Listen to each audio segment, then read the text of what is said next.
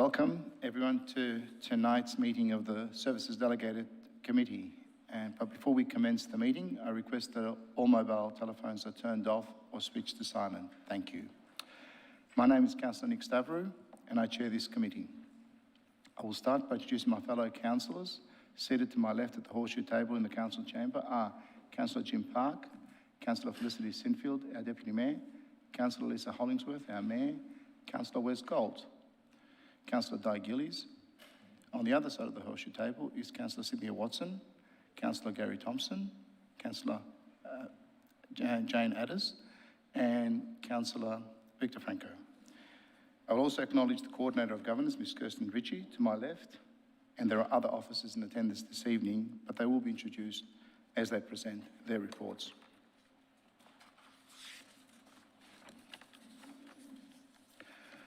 The purpose of the Services Delegated Committee is to deal with issues relating to the provision of human and physical services in Council's infrastructure. For those in the gallery presenting this evening, when we come to the agenda item, it will be introduced by an officer. I will then call you one by one to come forward and address the Council. I will ask speakers to sit at the top of the horseshoe table, and I will invite those against the officer's recommendation to speak first, followed by those in favour. When making submissions, you are requested to present your viewpoint clearly and concisely on why you agree or disagree with a proposal. You may suggest an alternative approach which will satisfy your concerns. But please do not repeat what earlier speakers have said and keep the discussion focused on relevant issues. There is a limit of 3 minutes for each speaker, and that includes councillors.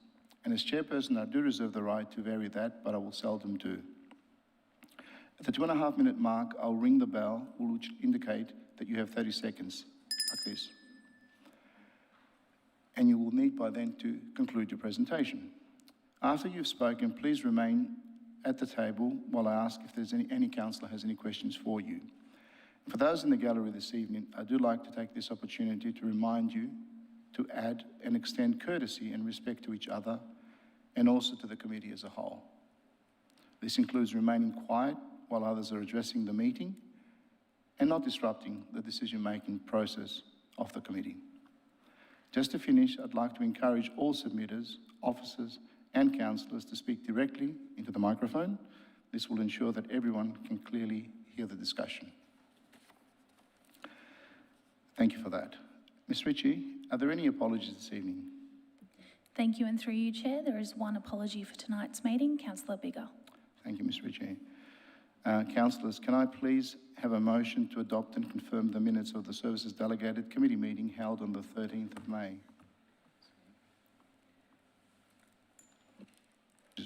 For this, the mic just went off. Thank you, Councillor Gold. So moved, Chair. Thank you, Councillor Gold. Councillor Hollingsworth. Happy to second, thank you. Thank you, Councillor Hollingsworth. There's no opposition to this motion? There'll be no opposition. I put the motion to the vote. All those in favour? Motion's carried unanimously. Thank you, everyone.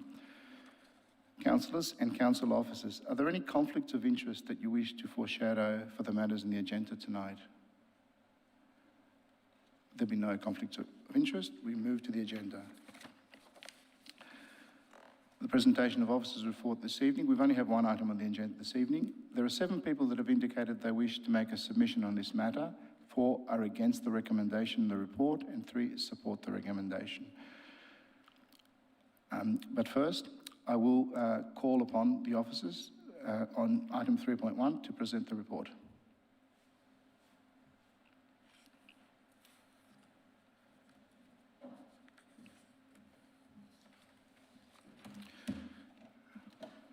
Mr. Andrew Mahue, I presume you will present the report this evening? Please.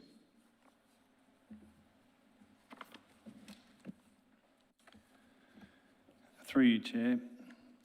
Officers recognise the challenges and complex public space management issues associated with this initiative, including the perception of privatisation of public land where a business is providing community benefits, trader versus community expectations of high streets and the competing views associated, loss of car parking versus opportunities for street activation and community connection, the role of activation of streetscapes and opportunities for more eyes on the street, contributing to an area feeling safer and attracting more patrons to an area.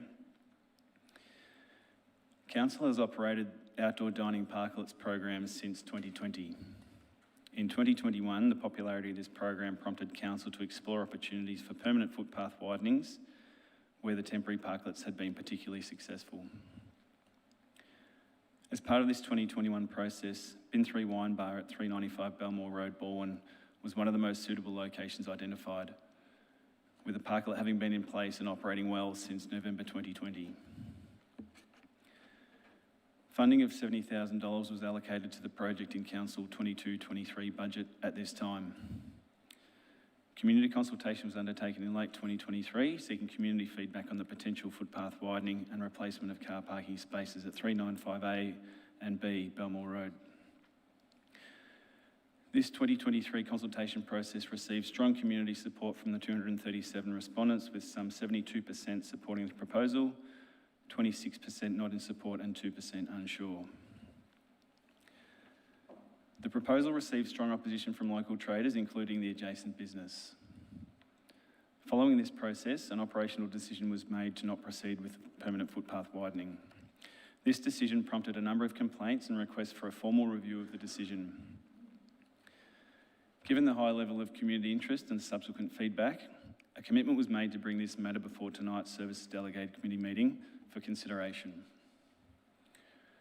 Tonight's report presents two options, which include proceed with the footpath widening as described in the report, or not to proceed with the footpath widening and remove the temporary parklet when the permit expires 26th of August this year.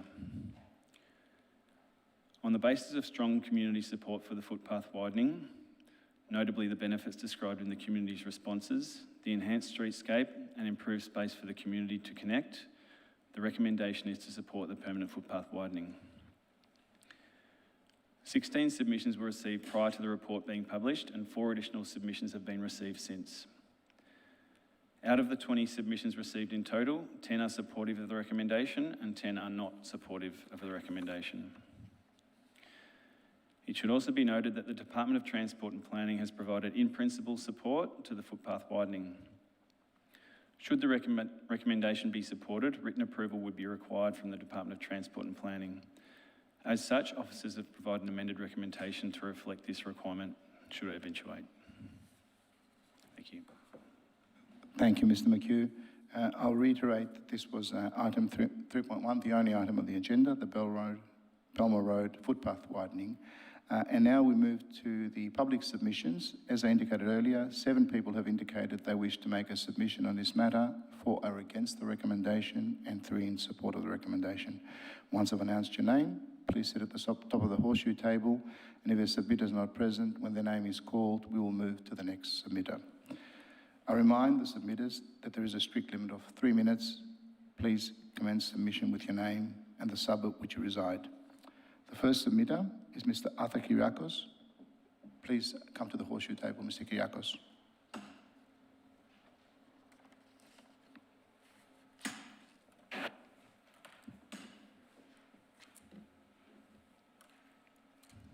Would you please proceed with your name and suburb? Thank you. My name's Arthur Kyriakos. I'm the owner of Balwyn East Pharmacy. I live in the local area of Balwyn. Quite frankly, I'm not sure what we're doing here tonight. I thought the council had already made the decision way back when it was announced in April. It was, I think, quite the right decision to make at the time, and again, I don't know what we're doing here tonight. There's no doubt that the Bin 3 is a very successful business. They've done extremely well over the COVID period. They do their job well. They're a great business, no doubt about it. Other cafes in the centre had the opportunity to apply for a similar parklet at the time, but they all selflessly decided not to do so, as they felt the loss of the parking would have been detrimental to all their local businesses, and I think that's the case. At this stage, and going ahead, only one business directly benefits from this parklet, with the impact to all other businesses due to the loss of the valuable car parking spaces being negative or irrelevant. It is claimed that Bin 3 encourages patrons to bring in food from neighbouring eateries, which it does, The motive for this action is simply to allow them to sell alcohol on the premises without the need to provide food from a kitchen they don't currently have and intend to get. The council's intention is that maybe everyone can utilise this parklet, customers for all businesses. However, the way it is currently operated and the way it is depicted in the proposal, it implies that that is only for the exclusive use of one business, being the customers of Bin 3.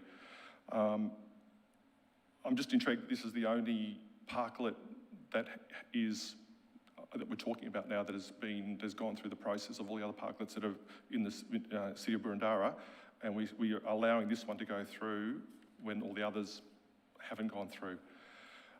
Council might say that it's only 3 parking spots. It doesn't matter that much in the scheme of things.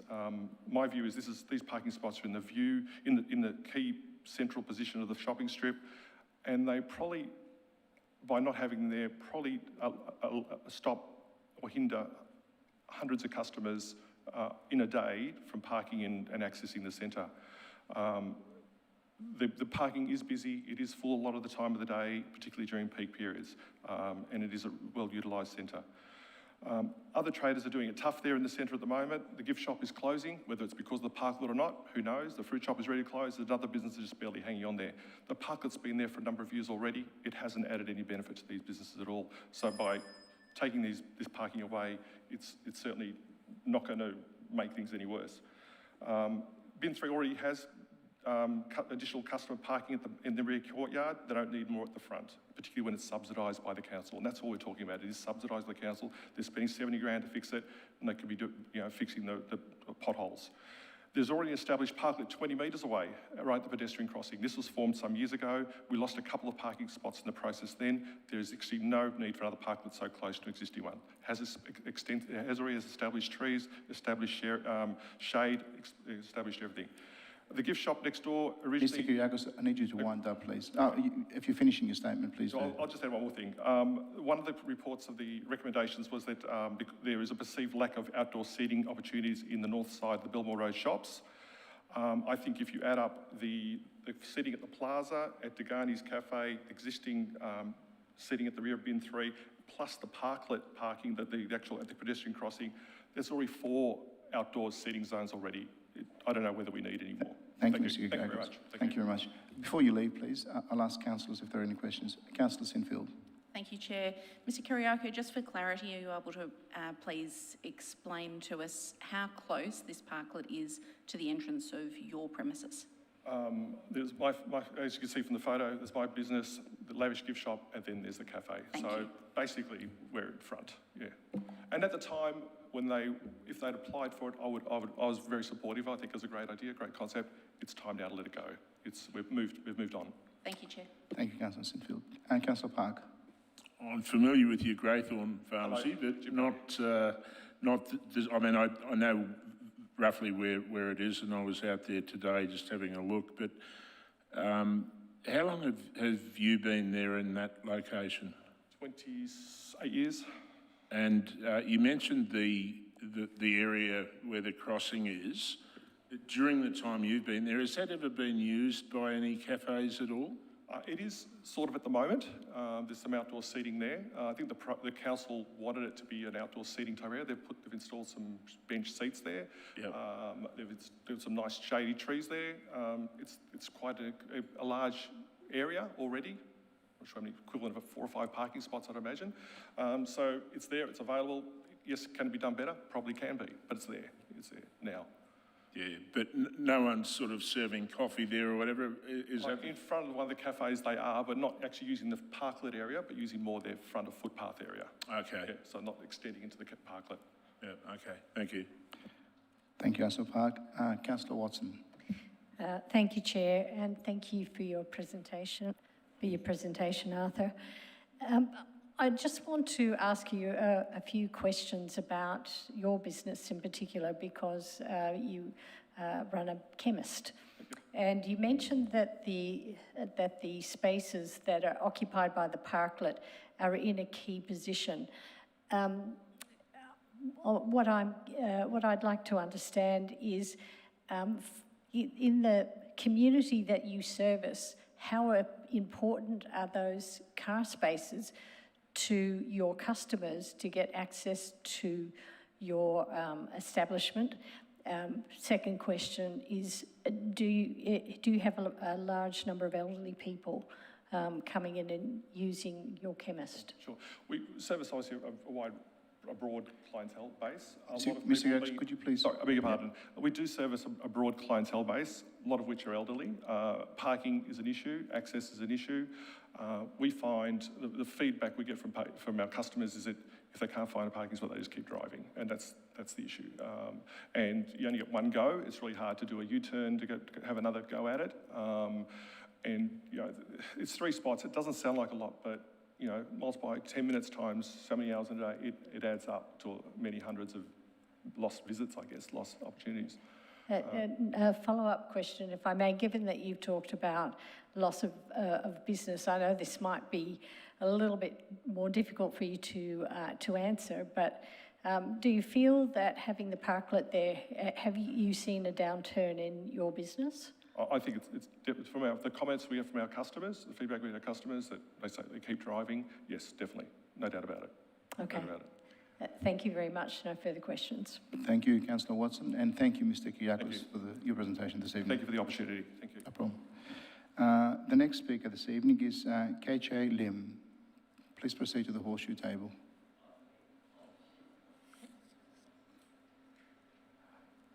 I apologise if I haven't pronounced your name correctly. That's all right. Yes, my name is Ki Chai Lim from shop 2399 Belmore Road. It's a coffee shop.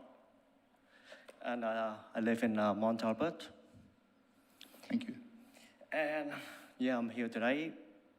Frankly, I'm very sad and disappointed that we are fighting over 3 car park space. I'm very sad, very honestly. I've been serving community on Belmore Road for 17 years. And now we are fighting over a parking space. That's embarrassing to me, to be honest. You know, I don't think that parking space gonna make the whole community better. At the moment, it kind of like, you know, we have like one side support, one side against it. So, I don't know, I'm in the middle, but then, you know, it's like, you know, you want the shopping center to be more vibrant, happy, harmony.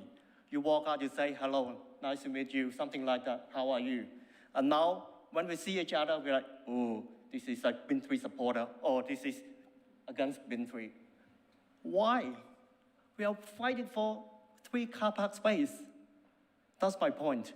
I just want people to be happy. I've been here for 17 years, so I've seen people come and go. It used to be like a very happy place, but now, you know, when people walk past my shop, oh, this is, you know, he go to Natsuki, go to bin 3. You know, why? Why? We can't get along. That's my point. I think that this is what the 3 car park space, the consequences of the 3 car park space that I'm talking about. That's all. Sorry, please excuse my English. Thank you, Mr. Lim. You finished well ahead of time. Yeah. Thank you for that, and your English is fine. I have Councillor Cynthia Watson, the first questioner. Yeah, thank you for your presentation. Just for clarity so that everyone understands where you're located in the centre, could you please explain the proximity of your coffee house to the car parking spaces? And also, if you wouldn't mind, could you give us a bit more clarity about whether you are in favour of the parklet or you're not? Because that wasn't entirely clear, I don't think. Okay, so I think I'll be maybe like four shops away from the parklet. And I think I quite agree with Arthur, what he said. He raised a point, you know. A lot of customers come to my shops always say, oh yeah, hard to find parking here. So, I know that in the survey, majority, 72% of the people say they want the parklet to be there forever. But then how about the other 28%? They need a parking space too. They need their voice to be heard too. Am I right? Thank you very much. No further questions. Thank you, Mr. Lim. There will be no further questions. You may return back to the gallery. Thank you very much. The next speaker this evening is Ms. Vicky Karagiovannis.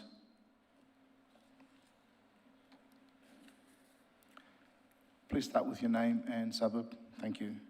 Yeah, hi, my name's Vicky. I'm one of the traders on Belmore. I'm from Bulleen originally. Sorry, I'll actually pull up what I've written. All right, so this parklet was given as an opportunity for hospitality traders during COVID to be able to continue trading in a difficult time and help bring people back into our businesses, and was only meant to be there for a short period of time and has now gone on for far too long and at the expense of all the traders.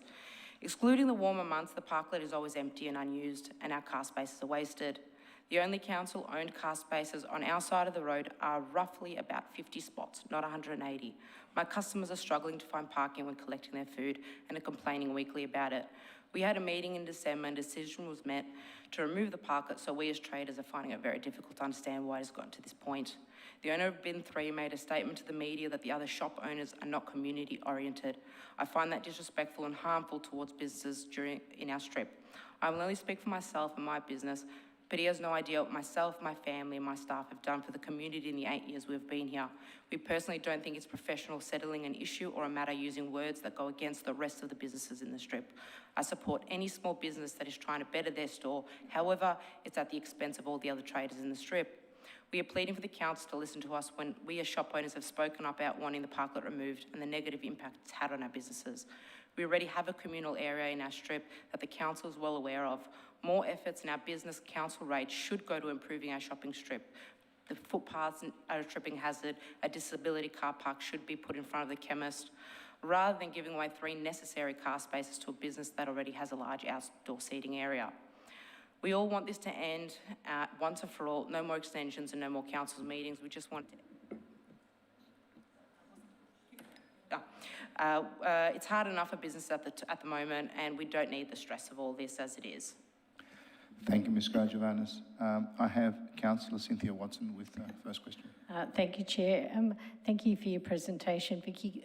Just for clarity, could you let the councillors know what business you're involved in and the proximity to the parklet? Yeah, so I have a pizza shop and it is further up the street from Bin 3. Thank you. Thank you, Councillor Watson. Councillor Addis, do you? No, the question was asked. Thank you. Thank you, Councillor Addis. There have been no further questions. You may return back to the gallery. Thank you very much.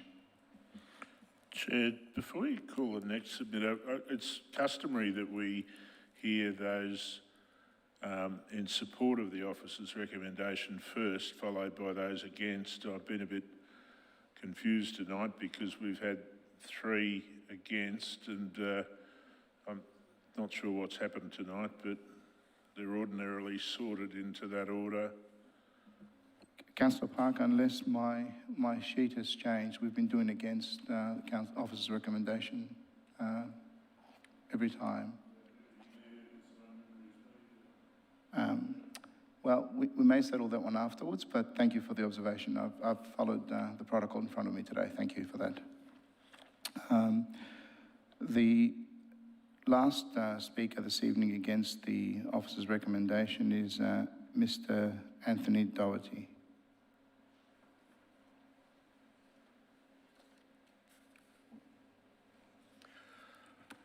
Good evening. Anthony Doherty is the name. My wife and I operate the Garni Cafe in Belmore Road. We reside in Bulleen.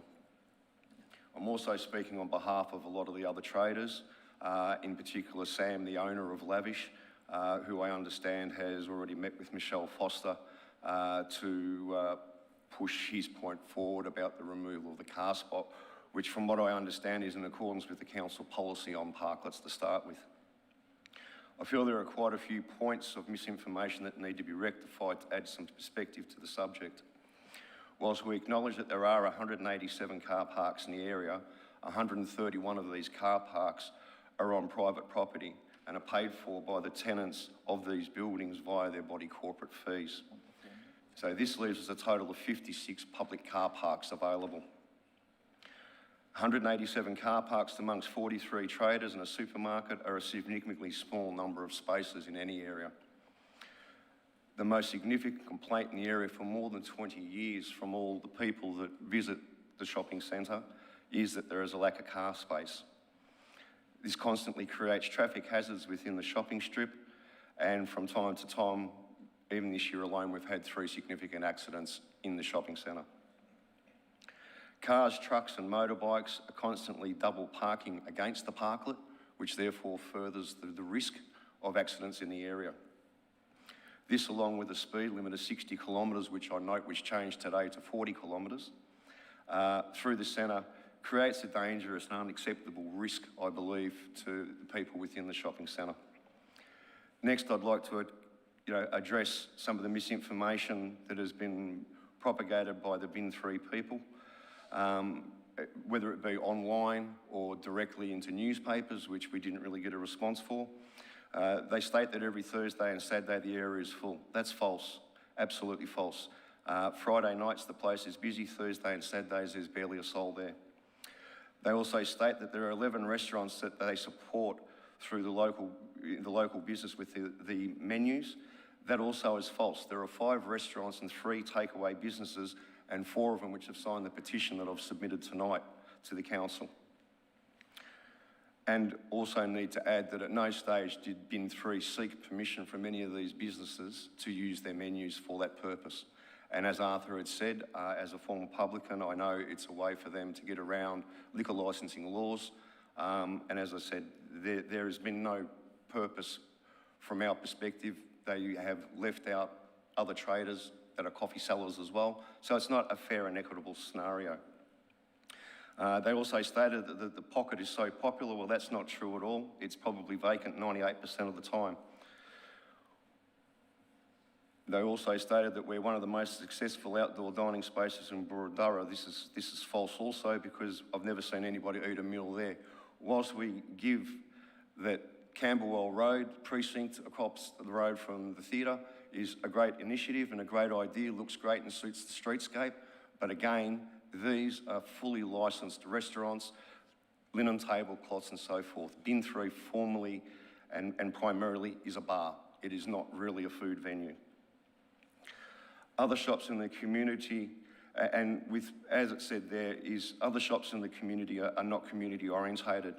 This is a disgusting and conceited statement to make about other traders within the community without knowing any facts.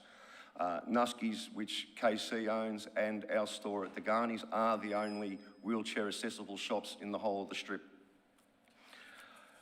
Again, I have contacted the council myself personally on over 30 occasions, asking one question and one question only since October 21. Please, for someone to come down and explain the economic benefits to us as traders for the parklet to exist. To this date, we have still not received a single word from the council. Thank you, Mr. Degani. I think your time has expired. I have Councillor Sinfield with a question. Thanks. Thanks, Tony. I'm just wondering what methods you've used to contact the council. I've contacted the council via phone calls, which I've documented to each and every single one of you in my previous letters, and also via emails on several occasions, which I've also resubmitted again tonight. Thank you. There are no further questions. Apologies for calling you Mr. Degani. Mr. Doherty, thank you very much. Please. The next set of speakers are all supporting the officer's recommendation. I will start with Mr. Thomas Mornement, please, to proceed to the table.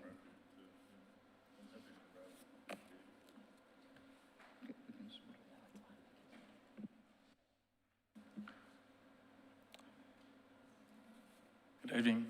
Good evening. Please proceed with your name and suburb. Tom Waterman, owner of Bin 3 Cafe in Balwyn. Thank you for the opportunity to present our case. Our family business at 395B Belmore Road, Balwyn, has proudly served our community for 17 years. I'm here this evening to discuss the future of our cherished parklet, the Birdcage. Our parklet success prompted the City of Boroondara to propose making it permanent through a footpath widening project. When Council asked for community consultation, it received a very pleasing 72% support. It is important to note that our strip has over 190 car parks, and despite some opposition regarding the loss of 3 car spaces, they are never full. This was further validated with the officer's report, which confirmed that the average occupancy rate for the north side was 72.78% and on the south side, 66.09%. The officer's report states these numbers are far less than a maximum 85% occupancy for best practice approach to the management of on-street parking. Therefore, the parking analysis revealed there is adequate parking. The Birdcage has become a vital community hub. Locals gather to enjoy drinks, coffee and food from the restaurants. We support by having their menus, and we provide place and cutlery. This is one way our community-focused business builds social connection. The parklet is accessible to everyone, including those with disabilities like wheelchair user Tom, a customer of ours, who enjoys his daily milkshake there. The crew at Tom Care frequently use the parklet for their clients and carers. Recently, we've been advised our parklet will be removed if the footpath widening does not proceed. The Birdcage's potential removal has sparked significant grassroots support. Both the Age and the Herald Sun covered our story, leading to tonight's review by the City of Boroondara. Our petition to keep the parklet has garnered in excess of 2,100 signatures and numerous supportive comments from community. This is in addition to our social media platforms and local community Facebook groups. We've had tens of thousands of views and supportive comments throughout our campaign. This petition has been received by Council and is to be tabled at the next Council meeting. All councillors should have a copy of this. A point of interest is that in November 2022, the owner of Barton Milk Bar and I were invited to present our case for the continuance of the outdoor dining program. All councillors voted in favour. Under the program, there are 18 parklets in operation. On behalf of our community and our parklet, I urge you to overturn the decision. In conclusion, the Birdcage has had a profoundly positive impact on our community, fostering connections, supporting local business and enhancing the vibrancy of our area. This is a thriving, real-life example of Council's place activation goals and its policy in action. Thank you. Thank you, Mr. Moulman. I have Councillor Gillies has a question. Thank you, Chair. I think Councillor Park might have had a light on already ahead of me. Beg your pardon, you are quite right. Councillor Park. Thank you, Chair. What current use do you put that area to? What are all the uses that are applied to that area at the moment? As in the customers, with cafe during the day, bar overnight? No, I'm asking what uses do you put that area to? What do you use it for? For the parklet, as our extra seating at the front. Extra seating for whom? For ourselves. Just exclusively for your business and its customers? Correct. Right. And is it also used for storage? We put our empty beer kegs out there, ready for collection. Right. And how much of the area does that take up? About a metre by a metre, square metre. Right. So that's an appropriate use, do you think? Probably of this not. Valuable space? No, that's right. But we can move them. We can. No, I'm not asking you to move them. I'm asking you if you think that's an appropriate use. Probably not. No. Well, we're on the same page there. My final question is, why do you submit that it's appropriate for these 3 car parking spaces to be handed over to your business for its exclusive use and for the work necessary at a cost of about $70,000 to be footed by ratepayers? Yeah. So we pay just under $5,000 per year to City of Boroondara to lease that space, which works out to $150 a square metre. I just look at like the people behind me. A lot of these people met through that Birdcage, through COVID. The connection that people have made through that space has been unbelievable. And the City of Boroondara saw that, which is why they came to us to see if we did want to make it permanent. But what I'm asking is, why would ratepayers want to spend $70,000 of their hard-earned money building infrastructure to support your business? Well, they can see that it has activated that strip. It does look amazing. And what the City of Murrindara are proposing will look even better, the new plan. Thank you, Chair. Thank you, Councillor Park. Councillor Gillies, please. Thank you, Chair. Thank you for coming in and speaking to us tonight. Just a couple of questions, if I may. We've talked about parking quite a lot tonight, obviously. Can you clarify for me, please, what are your hours of operation? We open at 6:45 a.m, Monday to Wednesday, where we close at 6:30 p.m. Thursday to Saturday, we open at 6:45 a.m. and close at 9:30 p.m. And Sunday, we open at 7:30 and close at 3 p.m. Okay. That's about 75 hours a week. Yeah, okay. And the weekends, probably the bit that varies from some of the other traders a wee bit, but mostly you're open around the same time as most other traders in that strip. Is that correct? Longer, correct. Cool, okay, thanks. And just one other question is the capacity of the rear seating area that you have, what's the capacity there? Is about 24 people. Seated? No, sorry. What was it? No, it's about 18 people seated. 18, yeah. Okay. And that obviously is more exclusive, but the area at the front with currently a parklet, you would expect, if that parklet was to continue, would you expect that to be pretty exclusive to the Bin 3 customers? No, not at all. No. These restaurant owners, like everyone, all the Nuskis, people are bringing their lunch into us all the time and eating it at our place while they're having a coffee. Well, that's a point of what we do. And you're comfortable about that? Yes. Okay, all right, thank you very Thank much. you. Thank you. Councillor Sinfield, there was Councillor Thompson, but your light... Oh. My question was answered. Thank you, Councillor. Councillor Sinfield. Thanks, Chair. I'd just like some clarity, if I could, on the sign that's affixed to the parklet. When you're saying that it's available for everybody's use? It is. That's just a bit of a joke from the birdcage at Flemington Racecourse. So has that been appropriated, or what are you suggesting there? It says birdcage members and guests only. It's just like the Flemington Racecourse. It's just a bit of a joke. So as I passed today, I didn't feel as though I could take a seat there, but anyway, I'll leave that. Thanks, Chair. Thank you, Councillor Sinfield. I think there are no more questions, Mr. Mortimer. You may return to your seat. Thank you very much. The next speaker is Mr. David Grant. Mr. Grant, please proceed to the horseshoe table. Start by your name and your suburb. Thank you. David Grant, Baldwin North. Chair, committee members. Thank you for this opportunity to speak supporting the application for the permanent seating outside Bin 3 in line with the Burundara Community Plan.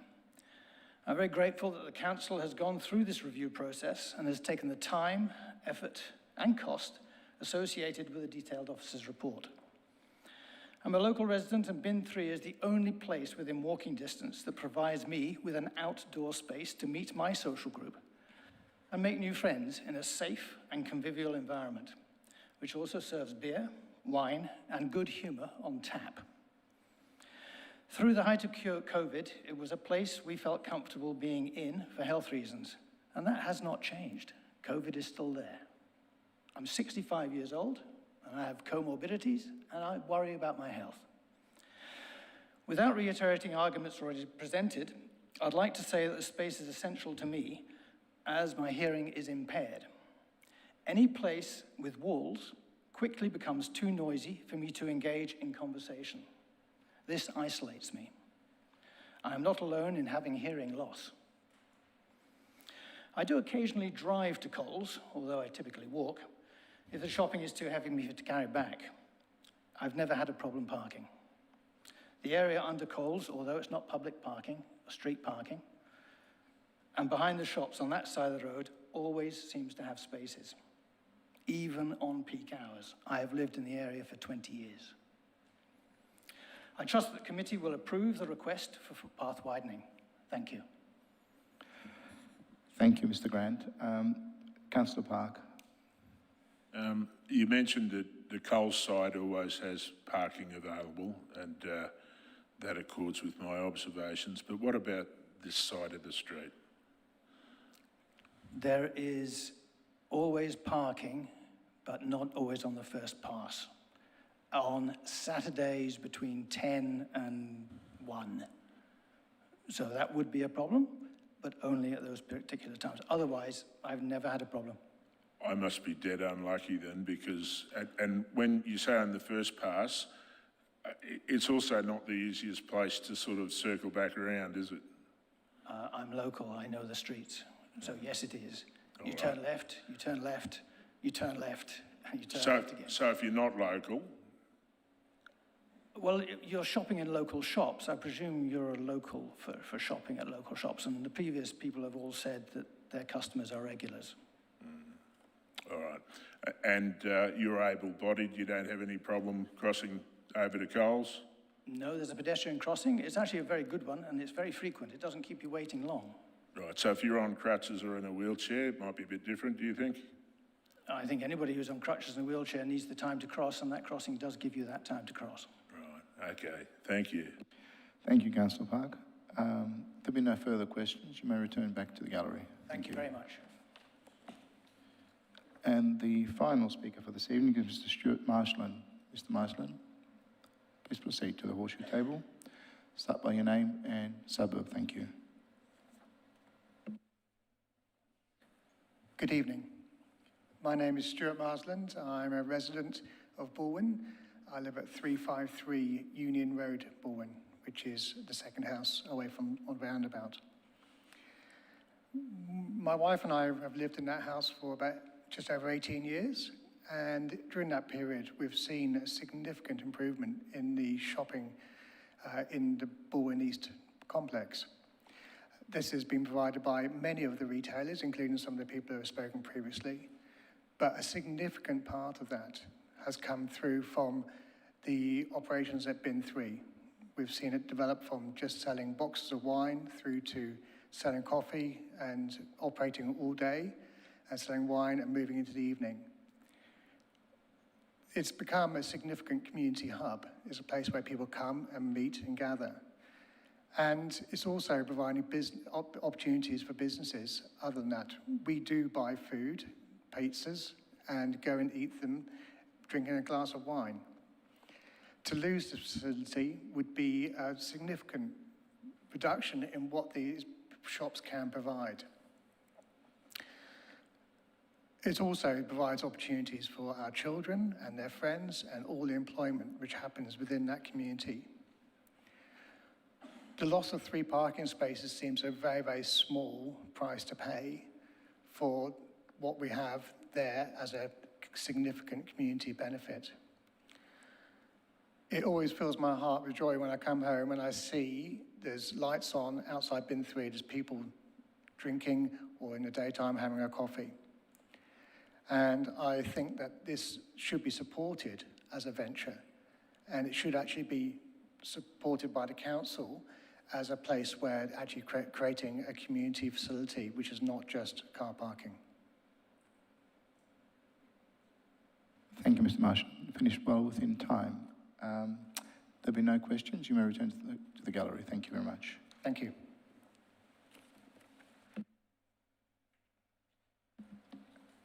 Councillors, having finished the questions, that will be officers' response to these questions.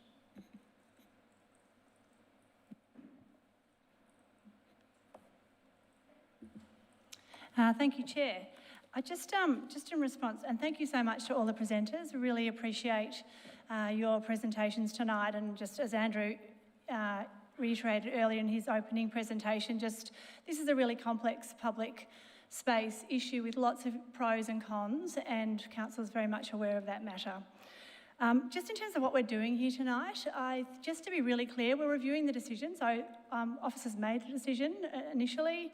We had a huge amount of community feedback on that, and given the community interest, we're now reviewed the decision and presenting an officer recommendation tonight. So that's what we're doing here. And it is a matter of committee interest, and we think it was an appropriate forum for this to be discussed. Thank you very much, Mr Doherty, for your query about the economic benefits of parklets. So I'm sorry that we haven't responded to you. I can, and I'm happy to put this in writing as well, but there was a really thorough quantitative and qualitative study done by the City of Melbourne, who commissioned Urbis looking at the economic benefits of parklets in 2021, and that found that of the 75% of the venues across the municipality that had outdoor dining parklets, that they generated about $1,600 in additional revenue per week from their outdoor dining areas, and that created quite a lot of net economic benefit for the precinct, and I'm happy to forward you some links on that. I might just hand over to Andrew to talk about the exclusivity of the space for some further comments on that. Just to be clear, the footpath widening, should it go ahead, would require that space is able to be used by others and not exclusively by bin 3, so that's important to note. So I just wanted to make that point as well. Thanks. Thank you. Thank you to the officers. Councillors, are there any questions for the officers? I'll start with Councillor Watson. Thank you. I have one follow-up question with officers, and then also want to foreshadow an alternative motion this evening at the appropriate time. Noted, Councillor Watson. So my question is regarding the use of the parklet, and that the requirement would be that it would not be for the exclusive use of one business. Given that we issue leases to a business that they pay on an annual basis, so what might that look like and how would it work? Because in my mind, if I'm a business owner and I've leased a space, it's not available for other businesses. It's my lease in my area, and mine to do with according to the terms of the lease.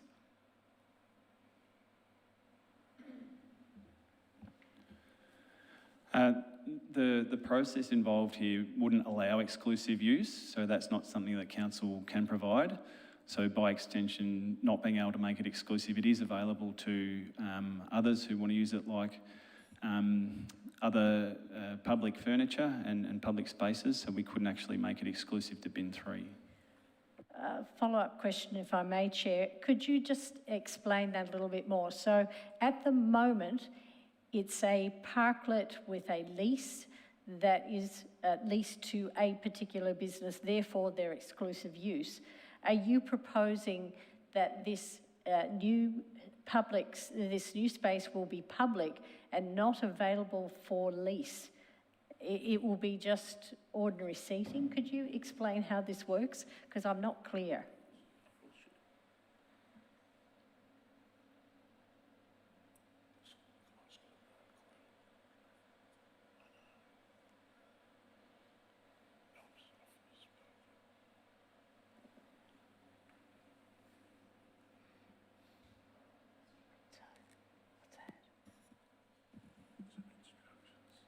Chair, perhaps the officer with the knowledge ought to pull up a chair and a microphone.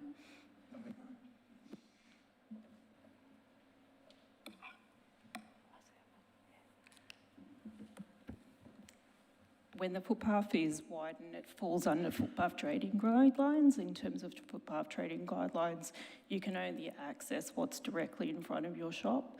The proposed widening of this area is in front of a number of shops, which means that they would all have access to apply for a footpath trading permit.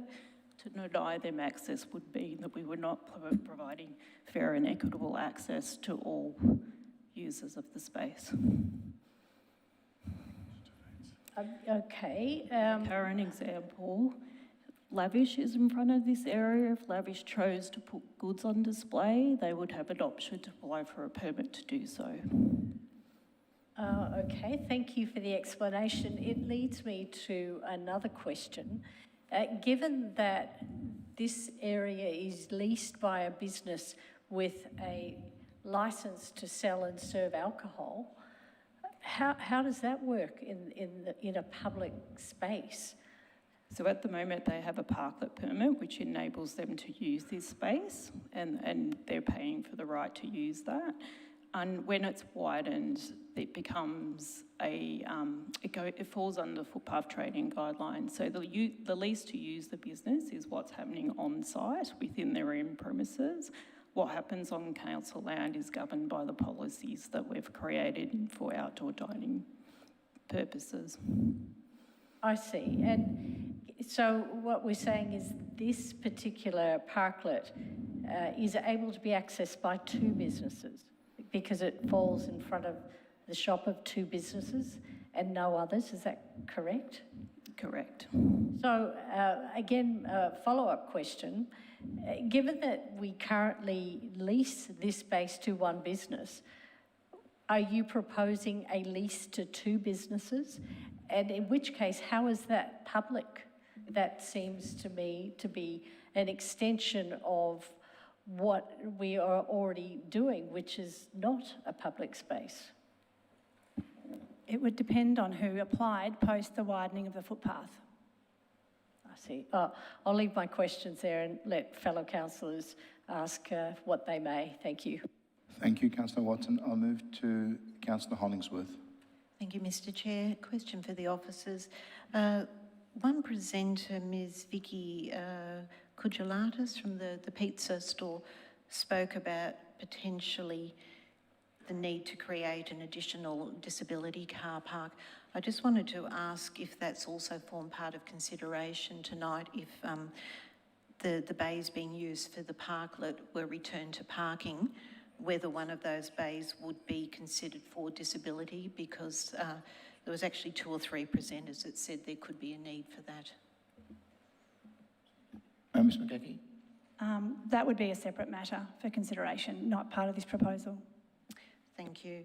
And the other question was with regard to, along the lines of what Councillor Watson was talking about, if the parklet was removed and footpath permit trading reinstated, is there an estimate of how many outdoor chairs could be provided to the birdcage facility? Parklet. Question here is it specific to any particular trade that makes it viable versus other trades that it's not viable to have a parklet in front? As I understand, the City of Melbourne study was mostly relating to hospitality. That was the primary sort of focus of that. So on that basis, we've got a retail trade in Lavish and a hospitality trade in Wine Bar. Do we know whether that wine bar is owned by the tenant or the... have we got any certainty that in 2 years' time it's not another facility, like a gym? No, that's just the proposal is based on the sort of opportunities around hospitality and community gathering around that. Okay, so I'm glad you said it's around hospitality, because I think, in my view, there are shortcomings with regards to these in front of retail, which need shop fronts to be seen as cars drive past. To that end, I think it's a disadvantage sitting in front of Lavish. Have officers considered the adjoining property?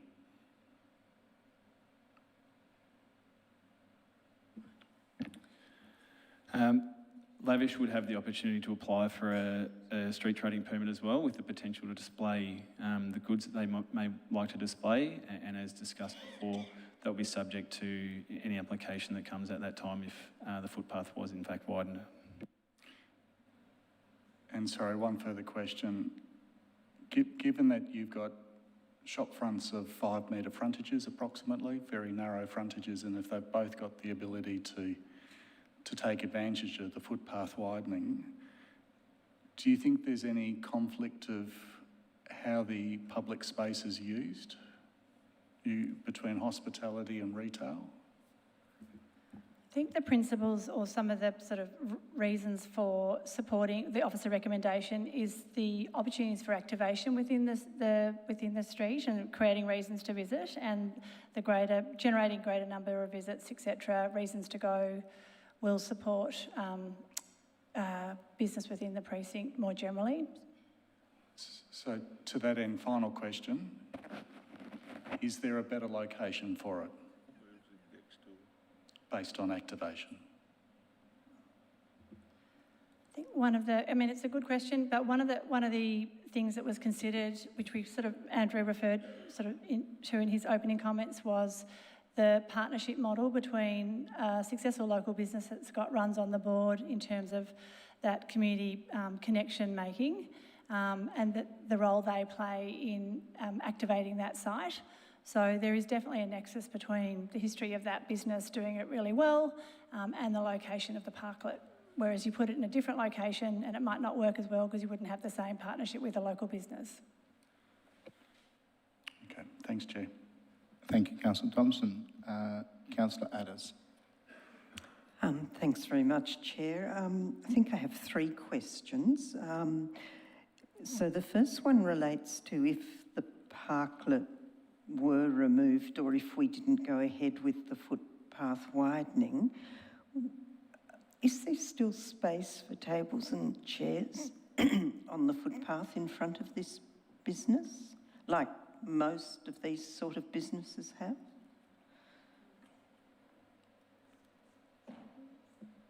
Sorry, could you just repeat that, sorry?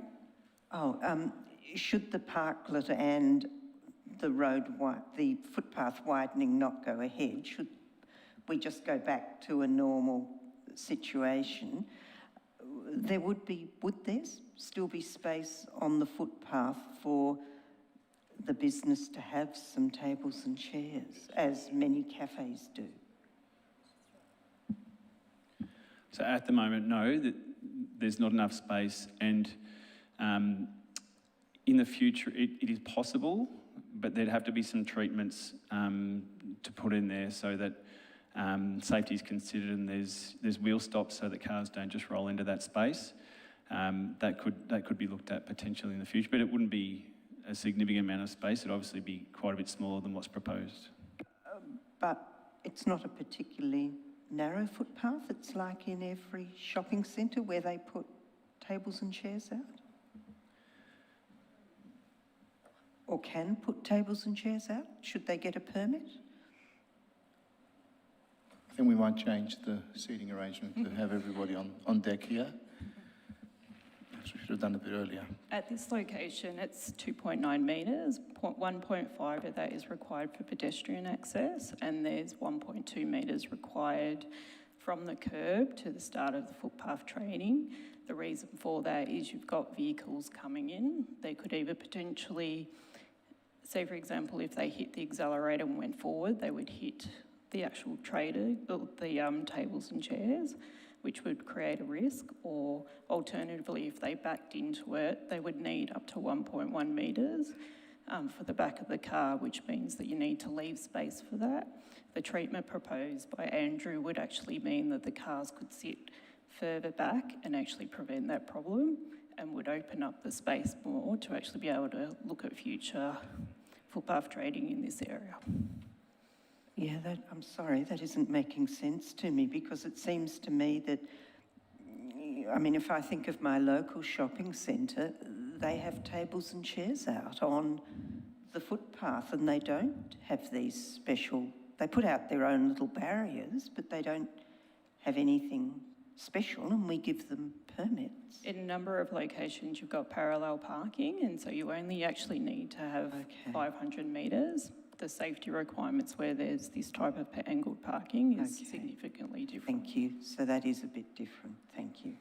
Okay, thank you. So the other question relates to the open space, I think near the pedestrian crossing, that already has seating available, and could we increase that, or is it at capacity? There is one store there that has a footpath trading permit that's being utilised. There is more area. Removing the current public seating could open up more opportunities for additional spaces, but that would mean that we'd be removing a public asset that's being utilised by the greater community. I think my question was, is there an opportunity to put more seating there to be used by the greater community? Yes, there is always an opportunity to put more seating in. I think there would be space there, deferring to urban designers in the room, but that's not what this proposal is considering. It's also slightly unusual elevation in that sort of seating area. It's just slightly raised as it's crossing the road there, but that's not insurmountable. And just a final question: should this permanent dining space be created, the furniture that got put in it wouldn't be there all the time. It would be the property of the business who was using it. So once this area is made a footpath, goes from car parks to footpath, there'd need to be a footpath trading permit issued, as Marilla pointed out before, and we could put a range of different types of conditions on the footpath trading space, and including that it's not exclusive. So we can put conditions on the space once it's as part of the permit issuing process. Sorry, I do need to follow up because what I was querying was whether it would be council furniture in it that would affect. It would be. Thank you. No, it wouldn't be, and it would need to be moved off the footpath at the end of the day. That's typically part of a permit condition. Thank you. Thank you, Councillor Adders. Councillor Park, you're next with your questions. Thank you, Chair. My first question is to the Director of Planning, who I think has a different title these days, but he knows who I mean. And the question is that the shop next door, Lavish Gifts, appears as if it's in the throes of closing down. Would the zoning at that location, at that address, be one where a brothel could be established?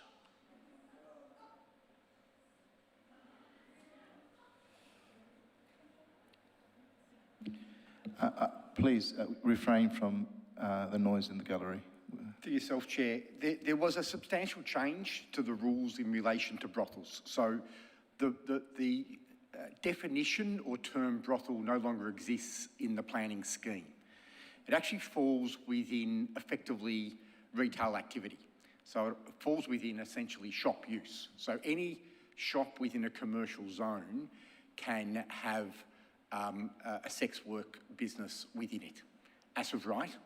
So whether it's Lavish or any other shop, it could have a sex work business within it under the current planning rules as they apply. Right, would make for an interesting outdoor use. My next question is that at the beginning we heard how there were benefits of the parklets in terms of the socialisation and so forth. To my recollection, we didn't ever have parklets as a location where vendors could flog off their wares, as it were. Am I mistaken? During the COVID period, did we have parklets that were being used other than for service of food and beverages? My understanding is that most of our 20 or so parklets are for hospitality. When you say most of, were there any exceptions? I will have to take that on notice. We can check that quickly now, but I'll just pull up my list. But yeah, I'll get back to you. For the purposes of the debate tonight, I'm going to make the assumption that there weren't. There were questions asked about leasing. Now, I'm interested to understand whether it's first in, best dressed, leaving aside the question of the brothels.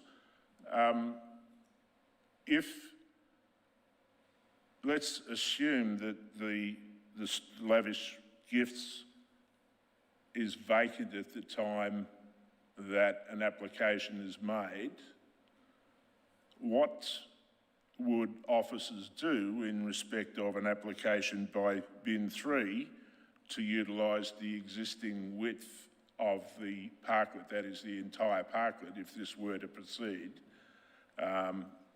in the position where the shop next door is vacant and bin 3 is saying, well, we'll take it all, thank you? Our current process is to actually seek permission from the neighbour, so that may be the owner of the building, and if they provided written permission for bin 3 to use it, then we would issue a permit that allowed bin 3 to put furniture in front of both stores. For what period of time? Until such time, say it was leased and the next owner, it was Nando's and they wanted to use the areas, it would cease at the point of time that the new owner, the new person leasing that building came in and decided to put in an application or ask them to remove it. So just for clarity there, your reference to Nando's as an example, was that in the lavish gift space, or is that, were you saying in the event that bin 3 ceased its operations? No, in their lavish space. Right. So you're saying that the lease is specifically expressed as running only until the owner's consent of the adjoining property is withdrawn, or is it some other mechanism? Yeah, until it's actually a permit rather than a lease, and it's the permit condition is they're only allowed to be there until the permission from the neighbour is withdrawn. Is that the situation with the current permit? Correct. So then it follows that if Lavish Gifts said, we want this gone by the end of the week, that would happen? No, we would use officer discretion to determine whether that was a suitable outcome or not. We would have a conversation first with all parties and then make a decision. We have some discretion over that decision as council officers. What document gives you that discretion? The footpath trading guidelines.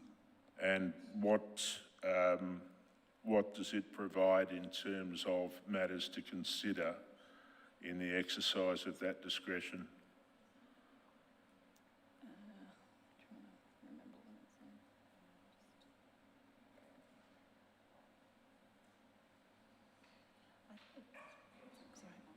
It just talks about needing to have a plausible and justifiable reason for doing so. So, and we've sought some legal advice on whether or not we could issue a permit if the adjacent business wasn't supportive of it, and the legal advice has come back around it needing to be plausible and justifiable reason, and also in the public interest in terms of the alternate use such as public dining, etc. So, it really is a convoluted situation. Surely, how do you determine that? Because as I stand there looking at the premises that is occupied by Lavish Gifts, I can't see the front of it because it's all obscured by umbrellas and whatnot. So how does that situation come to be determined? How does the discretion become exercised? So I think it's having consideration to the public interest, such as the majority of community respondents supporting the proposal, the minimum number of complaints received to date regarding that outdoor dining use, etc. Those sorts of considerations, such as the ones that have informed the officer recommendation tonight. And I might just also add, Councillor Park, that all outdoor temporary permits, parklet permits are hospitality. I've just checked the list. Yeah. So in principle, to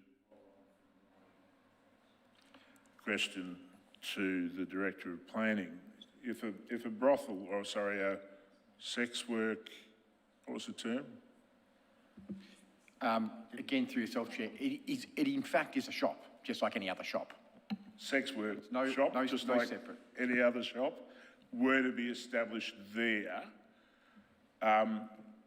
they would be entitled to use of that portion of their frontage like any other business. Council has the ability to not allow them to have an outdoor parklet in front, and we have the discretion, and we would, the same reasons that we've talked about public interest for this proposal, we would probably talk about perhaps other public interest concerns which we might influence our decision differently. So we have discretion to not approve a parklet in front of a brothel. I never thought I'd be answering this question tonight, but there you have it. Yeah, well, I guess I never expected that we'd depart from hospitality, because I thought that was the sole use of these things. But I guess that's still broadly hospitality. Thank you, Chair. Thank you, Councillor Park. Councillor Sinfield. Thank you, Chair. I'm wondering if officers might be able to enlighten us, please, as to when the Bulwen East shopping precinct is due for renewal under the City of Boroondara Shopping Centre Improvement Plan. Mr. Freer. Through Chair, this shopping strip is about 6th on the list in the years ahead. There are a number of sites before that, and it has not been scoped in any detail at this point in time. So typically we design one year and deliver in the next. We're not at that point for this site. Thank you. And a follow-up to that, how many would we do in a year? So I can try and work out what 6th means. Through Chair, pending budget allocation, of course, of council. In the current year, we're doing 1. In previous years, we've done 2 to 3, depending on the size and scale, and again, reflective of the budget allocation for the works. Thank you. So it seems as it could be as far as 6 years away, pending budget allocation. Thank you. I have a couple of other questions, if I may, please, Chair. Has any budget been set for the Bulwen East shopping centre precinct, noting that it hasn't been scoped or anything? I think I can probably guess the answer. No, not at this stage. And on a slightly different path, have the business owners or the land owners of where Lavish is situated, I think it's 395A or something like that, revoked their consent? Assuming from a question earlier that they should have been consulted and given consent.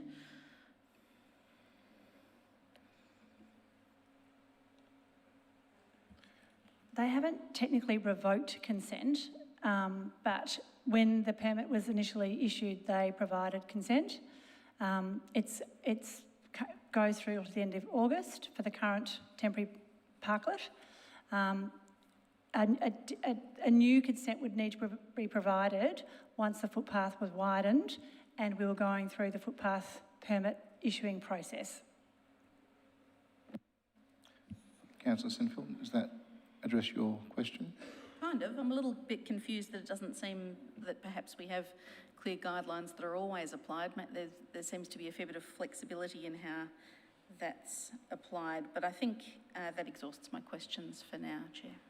Thank you, Councillor Sinfield. Councillor Gold's next, but can I ask councillors to re-log their lights, because a gremlin has completely killed everybody's lights. So just if you want to speak, make sure you put your light on. Thank you. Councillor Gold. Thank you, Chair. A couple of the presenters tonight pointed out the social benefits they saw in this parklet, and you know that's quite a good benefit in any area. the major objection seems to be the loss of 3 parking spaces. The obvious question is, have we, and one of the other presenters also said, apart from a period during Saturday morning, parking was reasonably easy to attain down there. Have we done parking studies to establish that we can spare these 3 spaces for most of the week? Yeah, parking studies have been conducted, and it's been found that there is capacity in the parking precinct to do without those 3 parks, although it will be inconvenient at times for some people. Was that it, Councillor Gold? No other question? Thank you. Thank you. Councillor Watson. Yes, thank you, Chair. I have one further follow-up question, and then I'd like to move an alternative motion. Please proceed. Okay, just a question for Mr. Freer. I know that this might be a how long is a piece of string question, but $70,000 spent on this parklet. I guess what I would like to understand is when you do up these small strip shopping centres, how far does $70,000 go? Is that what we typically spend on an upgrade, or could you give me a sense of what we spend when we do up a strip centre? Thank you, through you, Chair. It is a bit of an appropriate to the location approach that we take, depending on the length of the shopping strip, the existing infrastructure, the condition of that, whether it needs refurbishment or replacement or all new. And so I guess we consider the basis that we work from. Typically somewhere between $70,000 and $300,000 is about the amounts that we would spend on a local area shopping strip. I'm just trying to recall the Bellevue shopping strip, which was probably our most recent completed one, I think was in the order of $200,000. I can confirm that, but typically that is around the amount. Yeah, from memory, that was quite a significant upgrade. So, yeah, okay, so that gives me a sense of, $70,000 could actually be an entire strip improvement. Now, I just note that Councillor Park's light is on. I've foreshadowed a motion, but I'll hold off that. I will remember you, Councillor Watson. Chair, Officer's answer to Councillor Galt's question regarding the parking availability, I just wanted to ask, because that left things hanging a little bit in my view.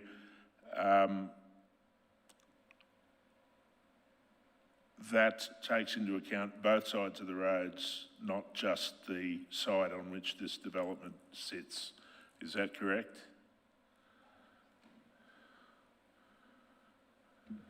Both sides of the road, that's correct. Right, so that survey, did it reveal the availability of car parks on the relevant side of the road? This is obviously a busy road.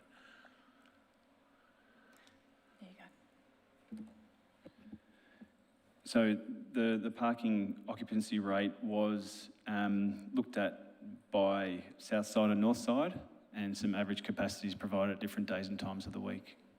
And the overall average was 72% on the north side and 66% on the south side.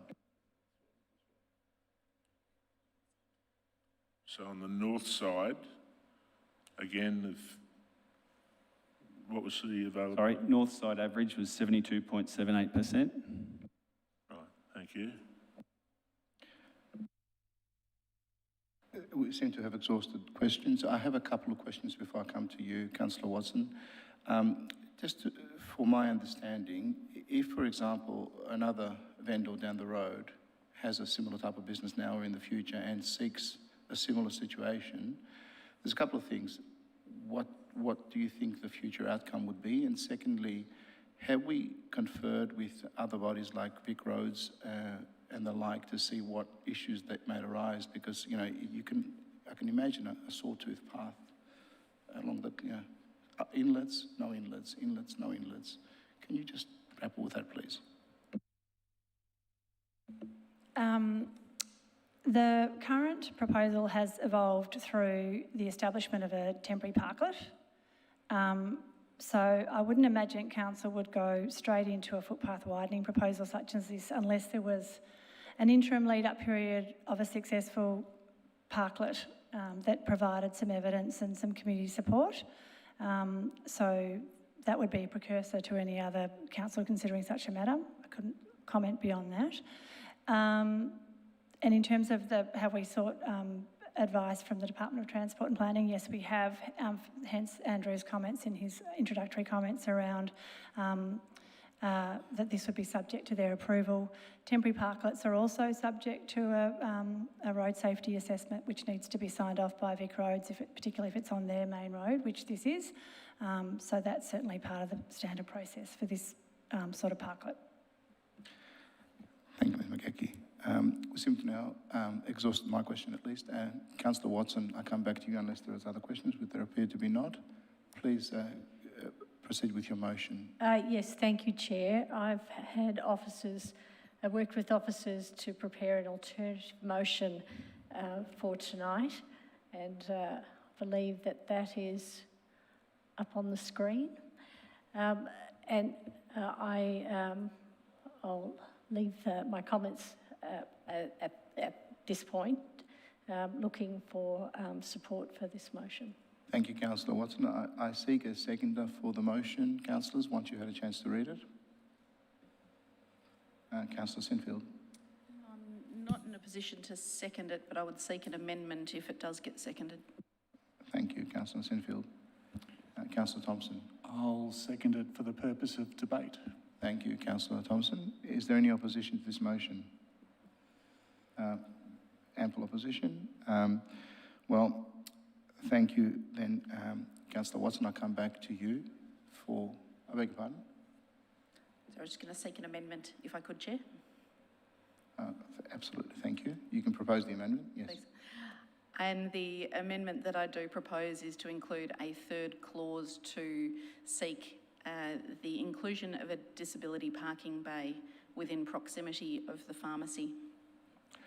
I'll return to the mover. Would the mover be comfortable with that? Oh, absolutely. Okay, thank you. The seconder, still second the motion?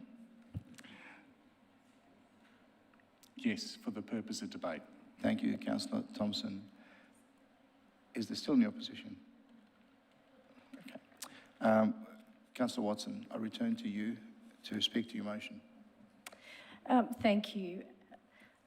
There's been quite a bit of very robust discussion and asking of questions of the officers, and so I don't propose to take up too much time with a long speech, but look, my concerns really do centre on the fact that we are spending $70,000 or $64,300 that is now left unspent.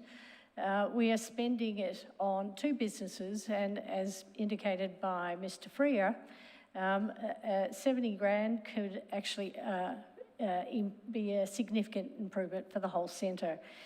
It provides financial benefit specifically to two properties, being 395A and 395B. Of these two properties, only one of them is hospitality, and one is not. So of what benefit is it to one particular property?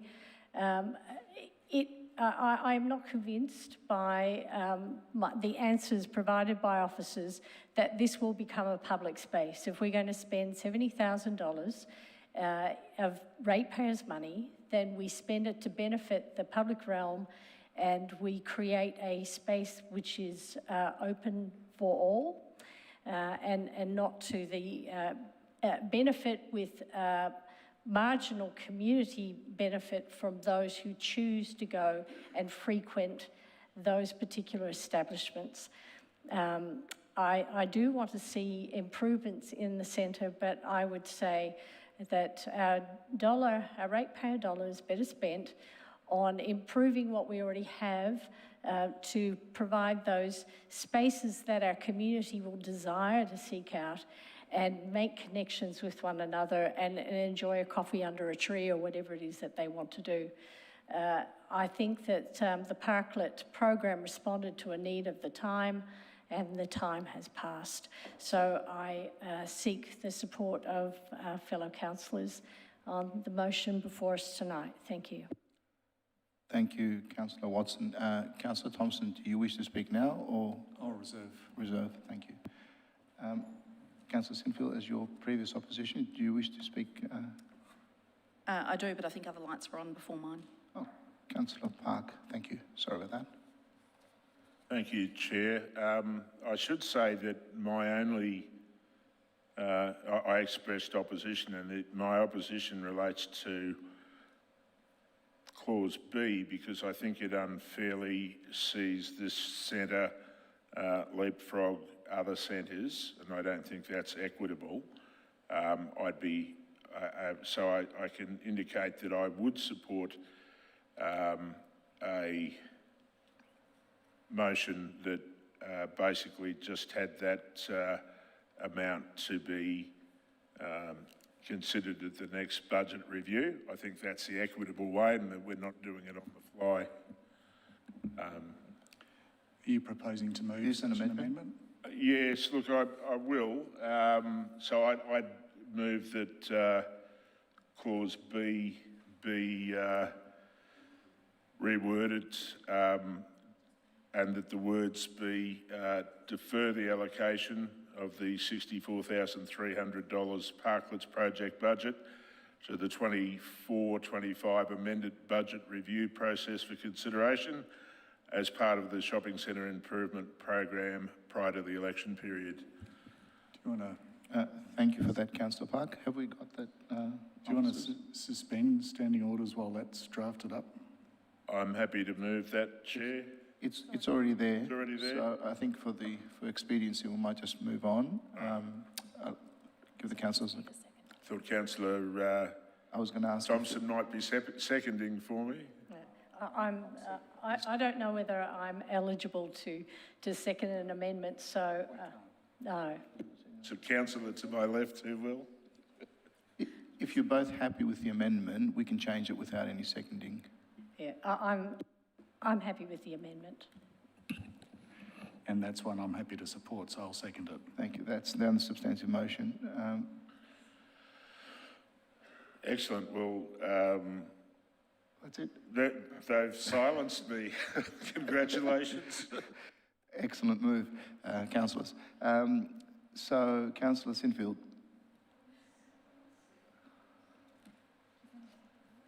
Sorry, Councillor Sinfield, you're next. You're gobsmacked. No, I'm not quite gobsmacked. I was just giving colleagues some time to review that motion. So we might just pause, if that's okay with you, Chair, for a minute.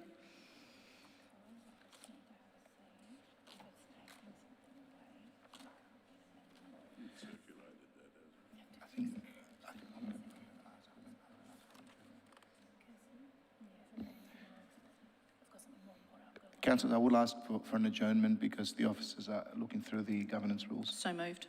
Thank you, Councillor Sinfield. Second, Councillor Park. All in favour? We're in adjournment. Thank you. To the gallery, the council has chosen for an adjournment to reflect on some matters that are a little bit more complex. We will come back shortly. Thank you. We resume, for everyone in the gallery, the deliberations.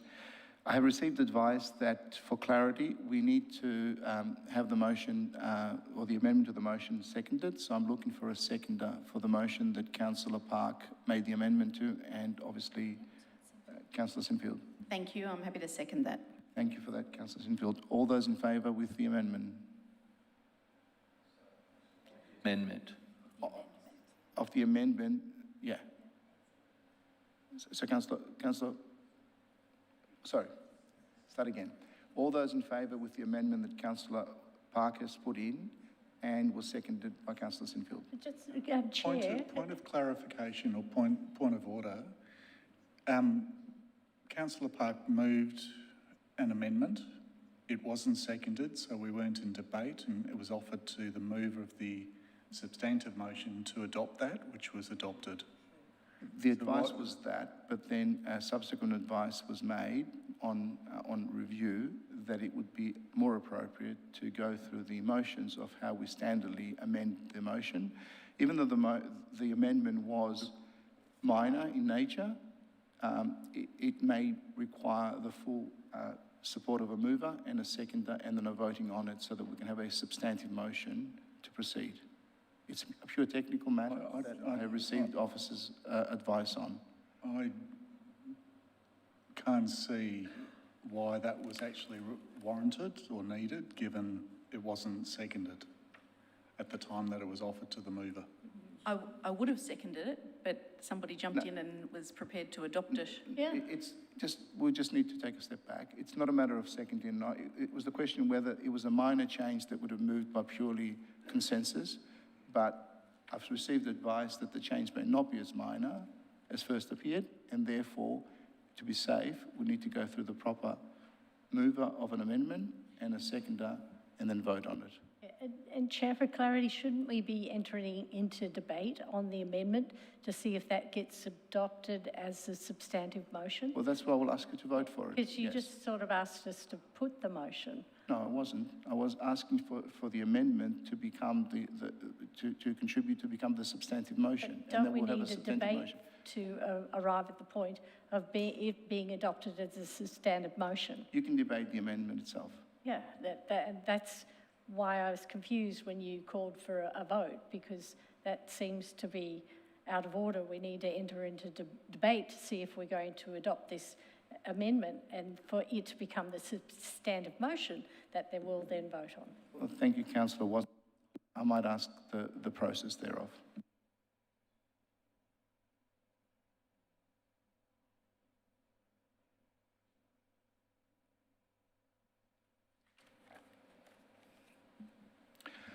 Thank you, Councillor Watson. You are quite right.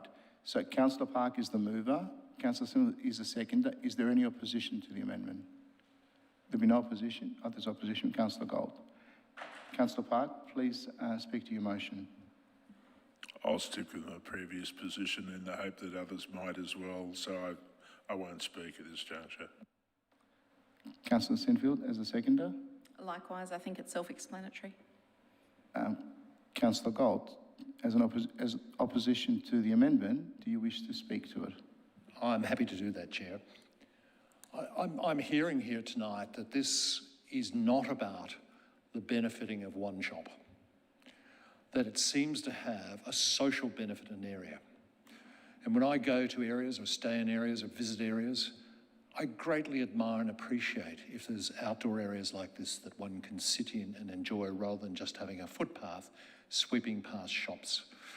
We're hearing that from the officers, there clearly is the capacity to... Councillor Gold, can I just make a minor intrusion here? This debate is precisely about the changes that Councillor Park made. The changes are to remove the parklet and restore the 3 parking spots. No, it was... That's what I'm addressing. No, the motion was as it was, and Councillor Park asked to make an amendment on Part B of the motion so that there will be more equity and ensure that the 64,300 is considered in the future budget rather than actually automatically being included. And this is the precise nature of this debate. This debate... If we go forward with this motion, I'm happy for that to go in, yes, thank you. Thank you, Councillor Gold. Is there anybody else that wish to speak? Councillor Sinfield. Okay then, councillors, I put the amendment to the vote. All those in favour with Councillor Park's amendment? Thank you, councillors. Unanimously. Now we have the substantive motion and we are still in debate, I believe.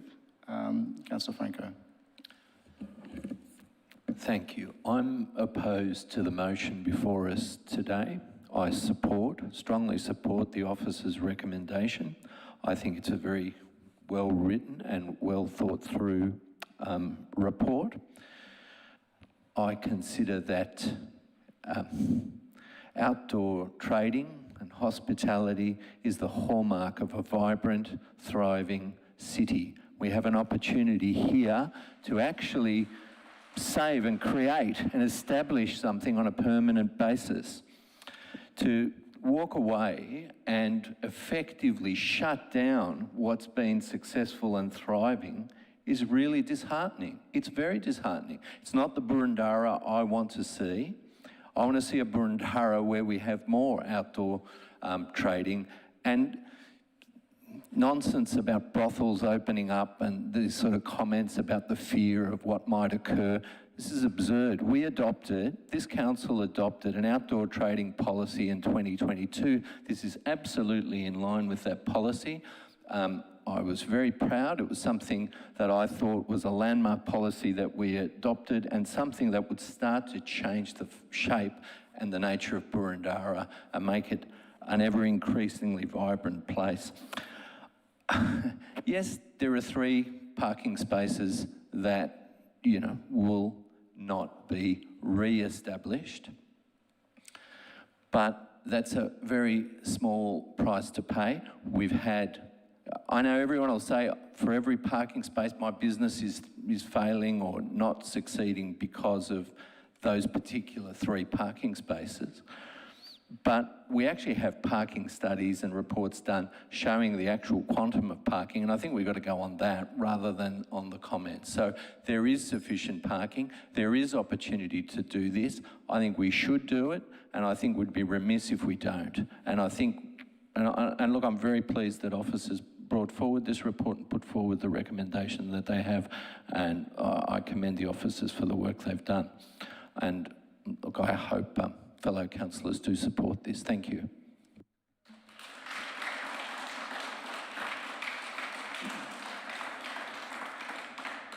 Thank you, Councillor Franco. Look, I may have cut you a little bit short. I apologise for that, but you may wish to say more words if you... Councillor Thompson. Thanks, Chair. Substantively, I agree with Councillor Franco. Where hospitality and parklets thrive is where there's a massive hospitality, and you can have a look at Camberwell Road as a shining example of that, and that's probably one place that I think we should be making a permanent parklet, because all of those hospitality shop fronts are thriving from that, and there's a beautiful community building up around it.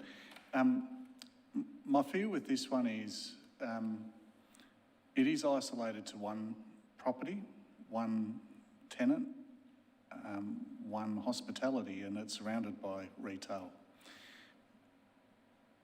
I'm keen to delve further into the words of the officers with regards to the report, because it's one of the concerns that I have being an urban designer is that parklets notoriously don't benefit those that are retail, because passing trade in motor cars is what benefits retail, but by far it supports hospitality, and there's a fine balance between getting those right. In this instance, the hospitality frontage is 5 metres. That's all it offers. 5 metres is 1.5 car parking bays.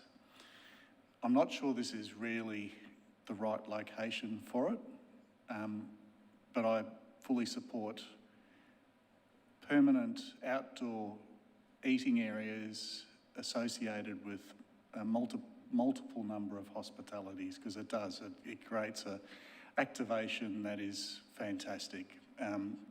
Campbell Road opposite the Riverlea is a prime example of that, and if we can look for more opportunities like that, then I think our community will thank us immensely. This one, I'm happy for it to be deferred.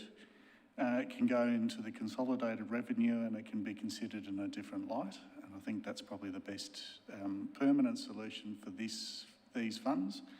And maybe out of that, there's another opportunity somewhere else within this shopping centre for that to occur. Thanks, Chair. Thank you, Councillor Thompson. Councillor Gold. Thank you, Chair. I won't try to repeat what my fellow councillors have said a few minutes ago, but I will say again that this does not just benefit one business. It benefits the street in the area. And whilst COVID is not behind us, most of us are vaccinated these days and are less frightened of it, but we and my friends still look for outdoor spaces to dine in, and areas such as this that offer great outdoor spaces, food, wine, coffee, etc., are well frequented, and we look for them. It would be a crying shame to lose this a parklet that has proven itself, a parklet that is promising, and a parklet that we can afford to have because we've got adequate parking in any event. Even if we wanted to also create a disability parking space, there appears to be enough space. I think we should leave it where it is. Thank you. Thank you, Councillor Gold. Councillor Sinfield. Thanks, Chair. I've been a long-term resident of this shopping strip, no longer these days, unfortunately, but for about 10 years I lived within walking distance of this shopping precinct, so I know it well. And I know how difficult it is to park there, and that roundabout gets used by people hunting for a parking space, only to then awkwardly try and do a right-hand turn into the Coles entrance and run up and down the shopping strip trying to find one. I'm confident that I can speak on behalf of all councillors and say that we are all absolutely supportive of the local economy and doing everything we can to support our local traders. But how we go about that may differ.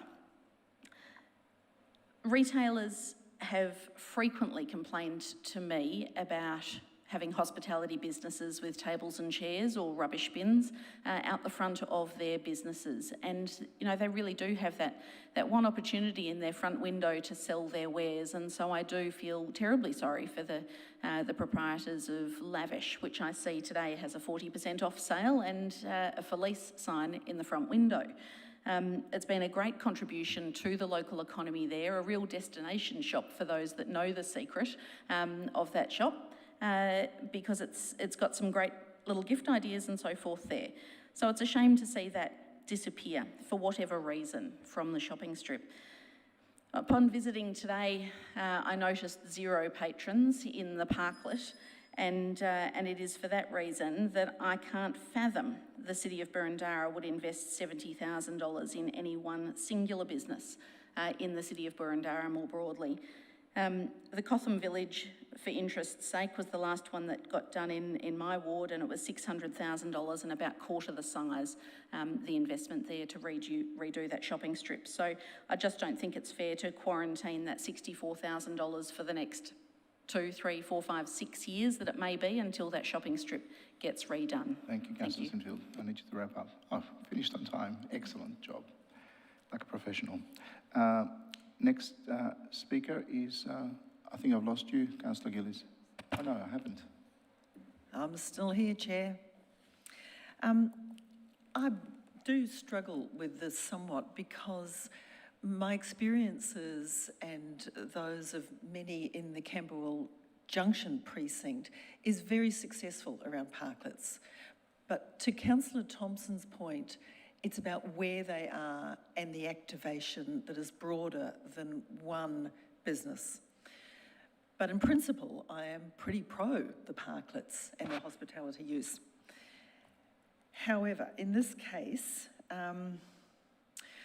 I think on balance, because I'm not going to reiterate a lot of the valid points that I've made, on balance, I think we can achieve a broader scope of the positive benefits by utilising this money via the improvement scheme. And I think that deferring it to a budget perspective, rather than focusing quite a significant amount of money on one isolated spot, is a better way to sort this one. So, but I do acknowledge that the social benefits are significant in these cases and have been noted by people. However, I think there's a broader benefit to be had in this case. Thank you, Chair. Thank you, Councillor Gillies. Councillor Watson, your turn, but let me just remind everybody that this will not shut down debate because Councillor Park is the mover of this amended motion. Thank you, Chair. I'll keep my comments brief as I've already spoken at length when I moved the previous motion. I agree with many of the points made by fellow councillors and also believe that there is a role for outdoor hospitality in our city, but this is not the place for it. Without wanting to reiterate what's been said, the principles are sound for outdoor dining They will be supported in different areas, and like Councillor Sinfield, for whom this particular shopping centre was local to her up until the time that she moved house. This is one of my two local shopping areas I frequented several times a week.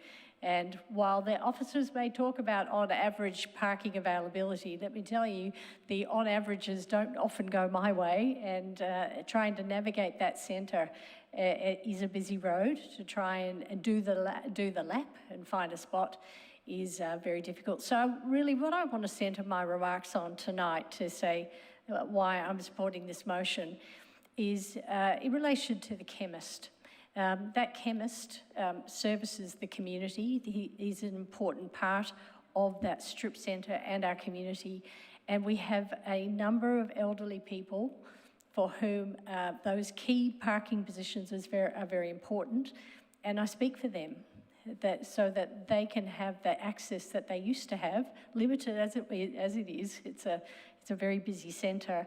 But having had elderly parents and elderly in-laws, I absolutely understand how important a chemist is and how important close proximity parking is for them. And so while all businesses contribute to a thriving centre, and hospitality is a range of businesses that inhabit a centre, to spend significant amounts of ratepayers' dollars on one particular activity when we could be creating true public spaces signals to me that the motion before us is one that I will support. Thank you. Thank you, Councillor Watson. And there have been no further councillors seeking to speak. Councillor Park, to round off debate. Thank you, Chair. The first submitter called into question why we're even here. The decision was made and communicated. I have to say I agree. And in my view, making a song and dance in the media doesn't change anything. The facts remain as they were. Importantly, I think it's unconscionable for council to spend ratepayers' funds to advance the interests of a business, a single business, in any circumstances. That's just never appropriate, never okay. And I leave it there. Thank you, Councillor Park. Well within your 2 minutes. Appreciate that. Councillors, having no further councillors seeking to speak, it's now time to put the motion. All those in favour of the motion? 1, 2, 3, 4, 5, 6, 7. There's 8 in favour, I believe. All those opposed? The motion's carried. Thank you, councillors. Thank you to the officers for your great work. And thank you for everybody that spoke to us tonight in the gallery. And you all made a good case for your cases. And we appreciate the way you comported yourself. And finally, thank to the councillors for all the great questions that they put forward and debated this motion at length. Thank you.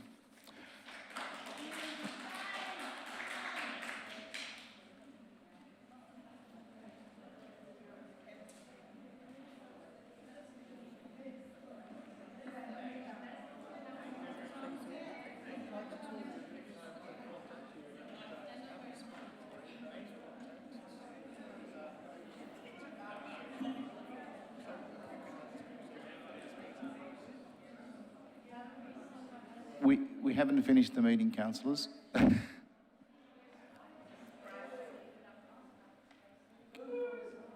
We might give it a couple of minutes to clear the gallery, but... It's just general business. Yeah. Well, the next item is general business. Is there any general business? Councillor Thompson, general business. Chair, if we can just maybe bring Councillor Watson back to the table. Councillor Watson, could you please... Councillor Watson.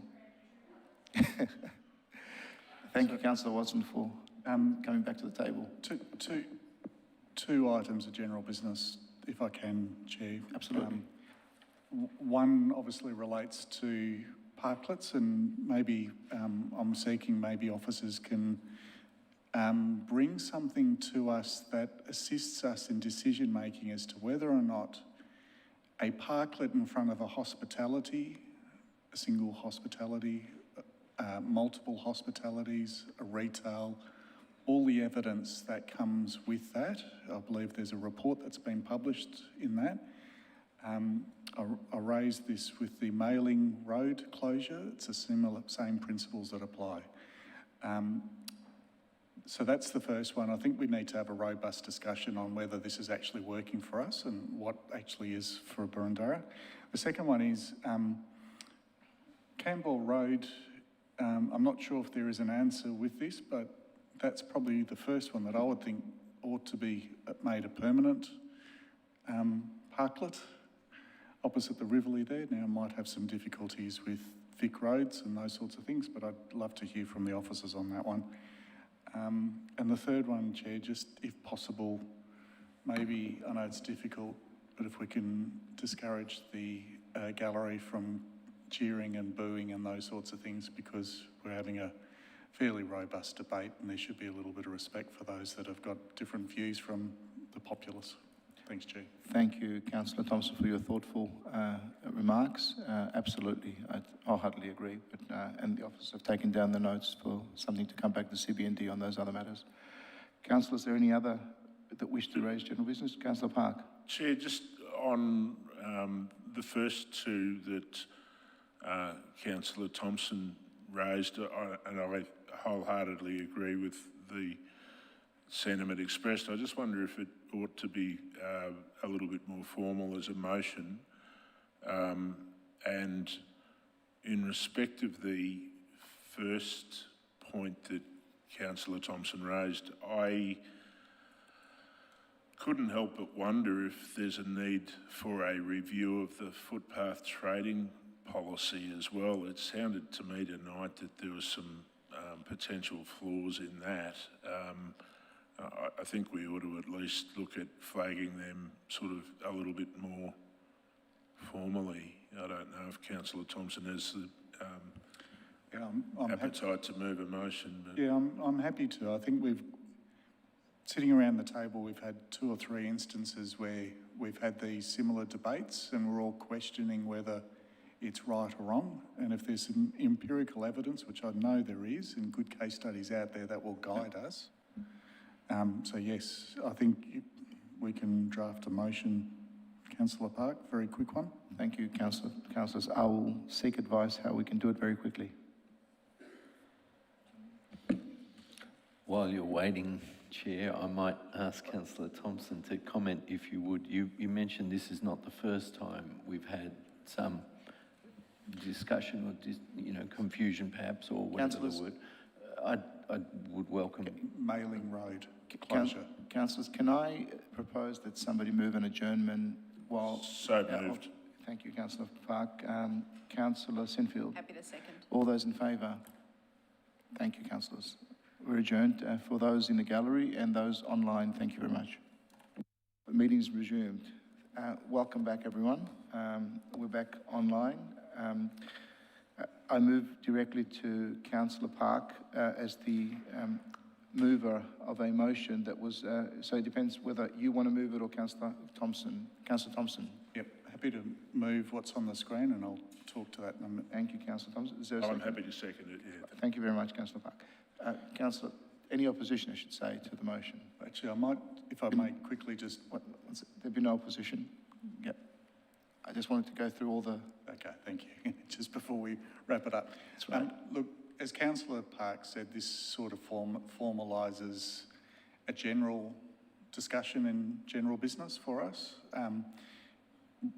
What we've seen on a couple of occasions is a challenge of councillors trying to understand the economic pros and cons of how parklets can be applied, where they are successful, where they're less successful, and in general, what this is doing is it's asking us to have a more formal discussion to look at what areas are really we should be focusing on. And as I'll come back to, Campbell Road is a perfect example of birds of a feather flock together. That's where all the hospitality is trading together, and if one of those businesses was to fall over, it would simply be replaced with another hospitality business, therefore ensuring that that parklet and that economic benefit continues as it should.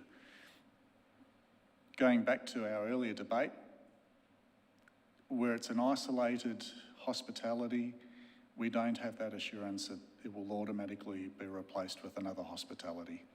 So having this more formal discussion might assist us in the next council to make some more informed decisions and probably direct our funds to where they're going to have the maximum benefit. Thank you, Councillor Thompson. There be no opposition to this motion. Can I ask for a clarification of the mover, please? Please. Councillor Gold. In putting this evidence together, we're not restricting ourselves to Boroondara, but broadly. I don't think we're the panacea for all great economic development by ourselves, so we're going to look for other opportunities, because I can certainly point out somewhere where some failures have occurred, and those are good places to find that we don't want to go in that direction. So, on that basis, I'm happy with it. Thank you. Thank you, Councillor Gold. Councillor Watson. Chair, Councillor Franco. sorry, I think that Councillor Franco may have had his light on before me. No, hasn't? So, okay. Look, I support the motion, but one of the things that became evident during the discussion tonight, which I'd like to flag with officers for the upcoming discussion, is that when we talk about parklets, we're talking about, it would appear to be something different than permanent footpath trading, which was what was proposed tonight. So there seems to be a difference between parklet leasing and widening footpath permanent facility that seems to operate under footpath trading rules, which are different. So when we come to being briefed, I think that we need to have a really firm understanding on what it is that is proposing. Are we actually wanting to do something different, which would be this parklet proposal, because the footpath widening proposal, they're not an equivalent. And I think that became evident tonight. And it's sort of a little bit sad that it took being drawn out in the public realm for us to understand that there was a significant difference. So I most definitely want to be briefed on that difference when we come to be looking at this report. Thank you, Chair. Thank you, Councillor Watson. Councillor Franco, please. I have slight reservations with the motion in that it could be read as seeking to avoid a report like that which we had presented before this committee coming again and focusing on the downsides. When we discussed Mailing Road, we received large amounts of opposition from local members of the community who favoured greater traffic flow and other traffic-related benefits over the permanent footpath widening, and that was to be expected to a degree, and I think we've seen polarised views there, we've seen polarised views here, we'll see polarised views everywhere, and we, as elected councillors, we have to make those value judgments. I don't think there's any easy solution, but we're going to see it, and sometimes we'll vote with one group or with another, but we'll vote with what we all individually think is the best public outcome. And I agree, here we've divided, and we divided on Mailing Road, but each of us actually voted on what we think is in the best public interest. I accept that, and I think we all think that.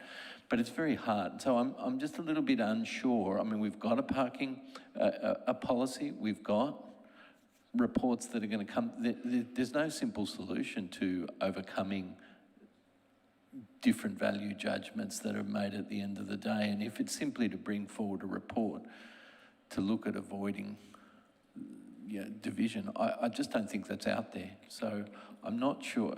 Equally, I don't have a problem having a discussion at CB&D, but I'm not absolutely clear where we're going with it. Councillor Thompson, you wish to say a few words? Yeah, Thank you, Councillor Franco. I do, and I thank Councillor Watson for picking it up. The premise of this is actually with regards to the permanent solution of a temporary parklet. And what's on the screen actually refers more to the temporary parklet than it does a permanent solution. So I'm just wondering if we're able to amend that first line. Report on permanent outdoor dining.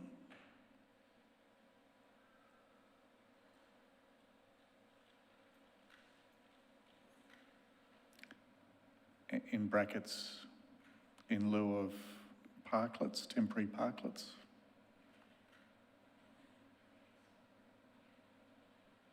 Close brackets. And then the second last line where it says associated temporary parklets, just say permanent outdoor dining.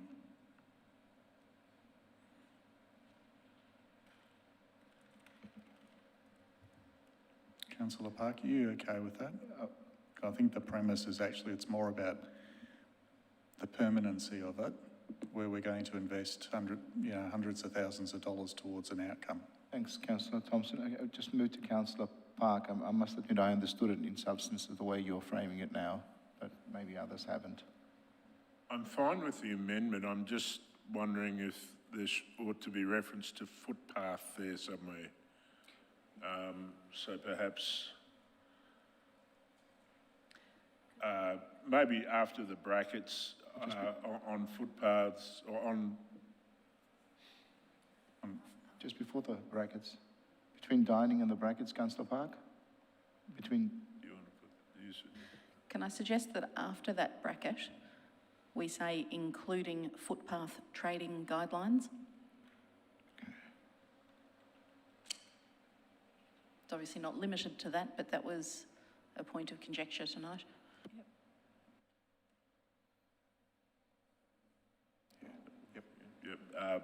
Just a small I.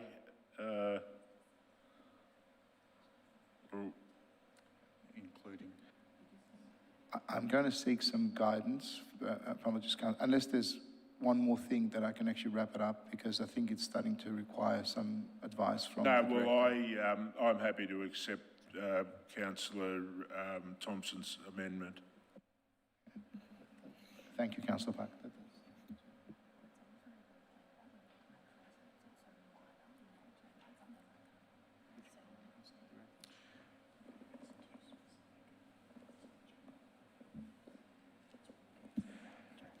What I will do is I'll refer to the relevant director to opine as to whether this motion is routine in nature. If it's not, Chair, if it's considered not to be, and my view is it still is, but failing that, I'm sure that Councillor Thompson and I are happy to have a notice of motion prepared and do it that way.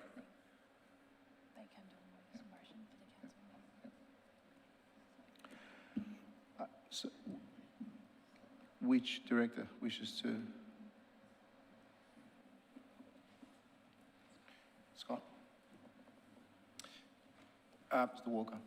Chair, through yourself, and perhaps it's just seeking a little bit of clarification of exactly what's before us, because it is bringing together a couple of different components. But as I understand it, the council is seeking a report to CB&D on situations where there's conversion of temporary parklets that occupy car spaces into permanent outdoor spaces that will then be occupied and used for outdoor dining. And it's the benefits, the economic benefits, and the downsides and consequences of that sort of hospitality conversion. there is a much, much bigger question if we're looking at all of the footpath trading guidelines that have a whole range of different components to them.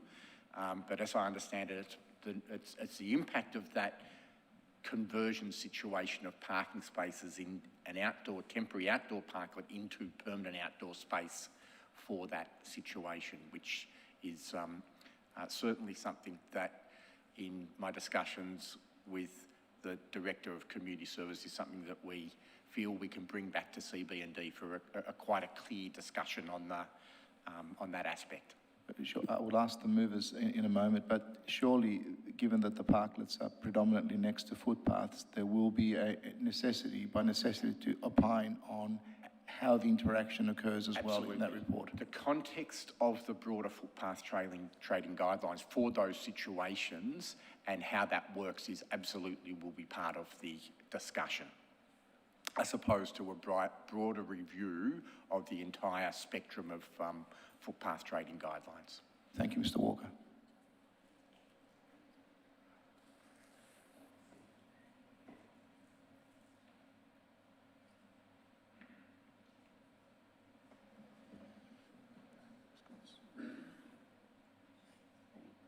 He basically said that it requires to be shortened, but the footpaths can come under the CBD report. So we need to.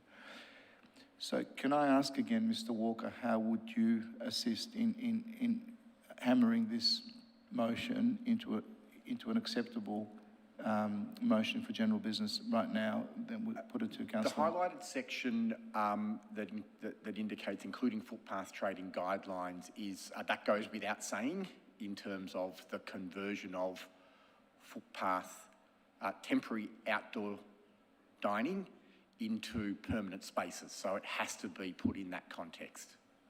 But it's not a broader review of the entire footpath trading guidelines that deal with other spectrums of footpath trading.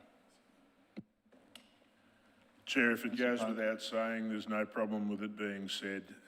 The motion ought to stand and ought to be just put. Mr. Walker, if I could, or through you, Chair, if I could just ask a question of Mr. Walker. Absolutely.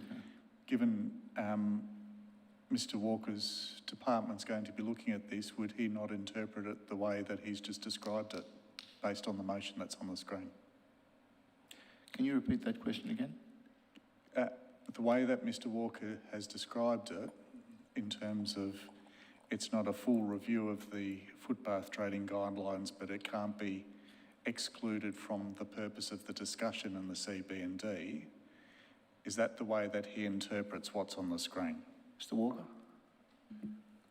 Through yourself, Chair, that's why I sought the clarification, just to make it clear that that will be the way that we interpret that resolution. That's fine. Thank you, Mr. Walker.